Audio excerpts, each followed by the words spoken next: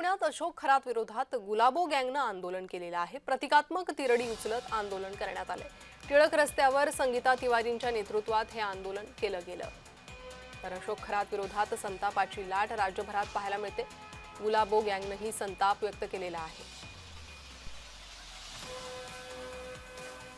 पुण्यातील रस्त्यांवरती आता भोंदूबाबा अशोक खरात याची तिरडी जी आहे ती बीटीआय फाउंडेशन आणि संगीता तिवारी यांच्या माध्यमातून काढलेली पाहायला मिळते। आपण ही तिरडी पाहतोय। ही तिरडी या महिलांच्या माध्यमातून जी आहे ती अशोक खरातची काढलेली आहे। कारण का ज्या पद्धतीने मागील काही दिवसांपासून अशोक खरात प्रकरण संपूर्ण राज्यभर गाजलेलं पाहायला मिळतंय। राज्यभर या सगळ्या प्रकरणामुळे मोठा गोंधळ जो आहे तो सुरू आहे आणि त्यामुळेच आता या सगळ्याची तिरडी जी आहे ती या बीटीआय फाउंडेशन आणि संगीता तिवारी यांच्या माध्यमातून काढलेली पाहायला मिळते। अगदी फुलं टाकत ही सगळी ही तिरडी जी आहे ती संगीता तिवारी यांच्या माध्यमातून काढली जाते आणि चपलांचा हार देखील या भोंदूबाबा अशोक खरातला जो आहे तो घातलेला आपल्याला पाहायला मिळतोय आणि या तिरडीच्या माध्यमातून ह्या प्रकरणावरती बोट जी आहे ते या सगळ्या महिलांकडून ठेवलं जातंय।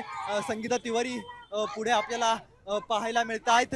संगीता तिवारी यांच्या माध्यमातून मागील काही दिवसांपासून सातत्याने जे आहे ते या प्रकरणावरती आवाज जो आहे तो उठवलेला पाहायला मिळत होता आणि आता पुण्यातल्या या रस्त्यांवरती अशा पद्धतीने हे आंदोलन जे आहे ते अशोक खरातच्या बाबतीमध्ये केलं जात आहे। कारण का मोठा गोंधळ या सगळ्या प्रकरणामुळे मागील काही दिवसांपासून आपल्याला पाहायला मिळतोय आणि आता देखील हा संपूर्ण गोंधळ आपल्याला पाहायला मिळत आहे।